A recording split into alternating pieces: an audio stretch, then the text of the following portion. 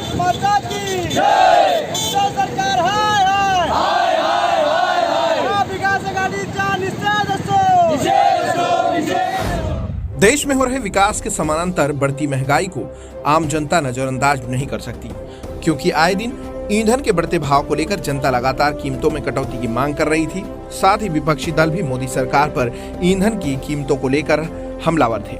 मोदी सरकार ने पेट्रोल और डीजल और ईंधन की कीमतों में 6 से 7 रुपए की कटौती की है। अब इसके बाद कीमतें घटाने का राज्य सरकार पर भी दबाव बढ़ता जा रहा है। पेट्रोल डीजल की कीमतों पर नजर डालें तो महाराष्ट्र सबसे महंगा डीजल पेट्रोल बेचने वाला राज्य है। केंद्र सरकार द्वारा डीजल पेट्रोल के भाव कम किए जाने के बाद अब भारतीय जनता पार्टी महाराष्ट्र में उद्धव सरकार से डीजल पेट्रोल के भाव कम करने की मांग कर रही है। उद्धव सरकार हाय हाय, उद्धव सरकार हाय हाय, उद्धव सरकार हाय हाय। भारत माता की जय। कम करो पेट्रोल डीजल कम करो, कम करो। भारत माता की जय, भारत माता की जय। वंदे मातरम, वंदे मातरम। इसी क्रम में पालघर जिले के वसई विरार में भारतीय जनता युवा मोर्चा की ओर से, जिसके माध्यम से बीजेपी के नेताओं ने वर्तमान महाविकास आघाड़ी सरकार से पेट्रोलियम की कीमतें कम करने की मांग की है। सर बताइए, जो विरोध मोर्चा है क्या है आपका, एग्जैक्टली लोगों को समझाइए। विरोध मोर्चा ये है कि पूरी दुनिया के अंदर जो कच्चा तेल है उसके दाम दिन प्रतिदिन बढ़ते जा रहे हैं। उसको लेकर जो डीजल पेट्रोल के जो भाव बढ़ रहे हैं, उसके लेकर केंद्र की मोदी सरकार ने 4 नवंबर को 10 रुपया पेट्रोल का और 7 रुपया डीजल का दाम कम किया था। लेकिन ये हमारी जो निकम्मी सरकार है, महाराष्ट्र राज्य की निकम्मी सरकार, उसने तभी 1 रुपया कम नहीं किया था।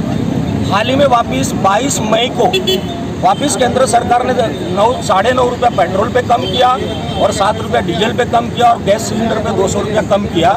लेकिन इस बार भी सरकार ने 1 रुपया कम नहीं किया और अखबारों के माध्यम से झूठी ऐसी जानकारी दी गई है कि 2 रुपया 8 पैसा पेट्रोल और 1 रुपया 44 पैसा डीजल का भाव कम कर दिया है। तो ये जो है, ये हमको एक आश्चर्य होता है। ये महाराष्ट्र का जो नेता, जो एक टाइम पे जो बाला साहब ठाकरे जब थे, उनकी आवाज़ पर पूरी महाराष्ट्र, एक आवाज़ पर महाराष्ट्र थम जाती थी और उनकी आवाज़ की गूंज पूरे देश में गूंजती थी।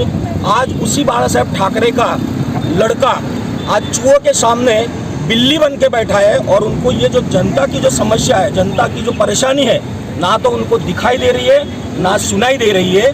इसीलिए हम आज इस मोर्चा के माध्यम से प्रयत्न कर रहे हैं कि जो जनता की जो वेदना है तो वो उनको सुनने में आए। यही आज हम सोच के ये मोर्चा निकाल रहे हैं। और जो पेट्रोल के जो दाम है, डीजल के जो दाम है, जब केंद्र की तरफ आप उंगली दिखा रहे हो तो केंद्र सरकार ने 2 बार जब दाम कम किए हैं, तो अभी तक हम आपके सरकार के द्वारा दाम क्यों कम नहीं किए गए, इसको लेके आज का ही मोर्चा निकाला गया।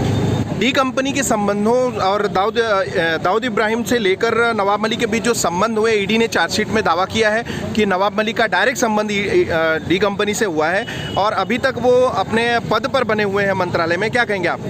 ये चीज़ तो हमारे समझ में नहीं आती है कि जो बाला साहब हमेशा देश हित में, हिंदुत्व के बारे में जो सोचने वाले व्यक्ति, उसका ही बच्चा, उसका ही लड़का आज ऐसे दाऊद की, जिसे प्राइमा फेसी में जो कोर्ट ने भी माना है कि प्राइमा फेसी की बाबा इसके दाऊद से कुछ ना कुछ संबंध है, लेकिन ऐसे व्यक्ति को आज यहाँ पे मंत्री पद पे अभी तक रखा है, इस्तीफा नहीं ले रहे। तो मुझे समझ में नहीं आता है कि उनको इतनी तो क्या मजबूरी है कि अपने सीएम पद बनाए रखने के लिए उनकी क्या मजबूरी है। ये सही में सोचने वाली बात है और हो सकता है आने वाले कुछ दिनों में इस विषय को लेकर भी भारतीय जनता पार्टी सड़कों पर उतरेगी। औरंगजेब के बाद आज अफजल खान की कब्र की सुरक्षा बढ़ाई गई है, जो कि महाराष्ट्र में है, उसके बारे में कुछ कहेंगे? अभी ये पूरी आपको देख रहा है कि जो जहाँ पे भगवा झंडा लेके जो घूम रहे थे, उसके बाद उनका कलर बदल गया है। उतने में समझता हूँ, मतलब उससे आगे मैं कुछ उसके बारे में नहीं बता सकता। ठीक। वंदे मातरम, वंदे मातरम। निषेध असो, निषेध असो।